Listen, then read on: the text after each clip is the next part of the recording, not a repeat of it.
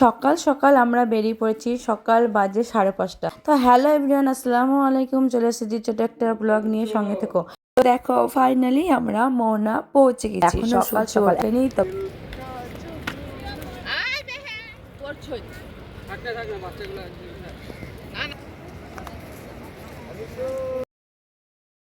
তো দেখো তোমরা সূর্য ওঠার আগে মুহূর্তটা। এসব জায়গায় গা ধুয়ে আরাম, এসব জায়গায় এসব পিছে। হাই হাই, এই দেখো আমাদের আলিস কি করছে, দেখো ছেলেটা, এই দেখো আমাদের আলিস।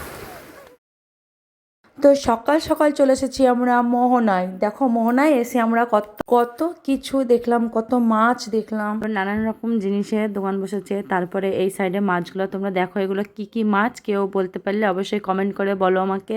অনেকেই দেখছি এখানটায় মাছ কিনছে, শুকটি মাছ কিনছে। তবু আমরা কিছু কিনিনি, যেহেতু আমাদের বাড়ি যেতে এখনো 2 দিন সময় লেগে যাবে। তোমরা এই মোহনা থেকে কে কে মাছ আর শুকটি মাছ নিয়ে গিয়েছ তো অবশ্যই কমেন্ট করে বলো। আমি তো কিচ্ছু নিয়ে আসিনি। এখানে মাছের দাম অনেক কম আছে, ইলিশ মাছের দামও কম, পমফ্রেটের দাম কম।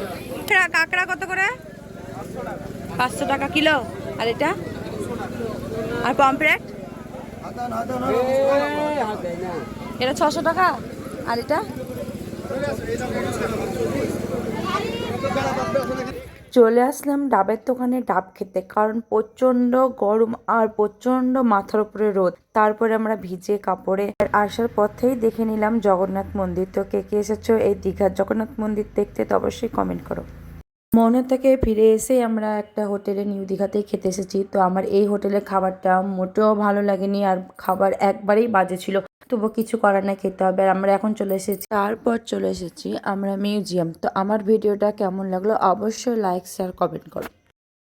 তোমাদেরকে এই দীঘার মিউজিয়ামটা কেমন লেগেছে অবশ্যই জানিও। আর আমার তো ভীষণ ভালো লেগেছে। আরে দাঁড়াও দাঁড়াও, তোমরা ফটোগুলো তো দেখে যাও। মনে হয় আমরা কত সুন্দর সুন্দর ফটো তুলেছি, কেমন লাগছে অবশ্যই কমেন্ট করে জানাও।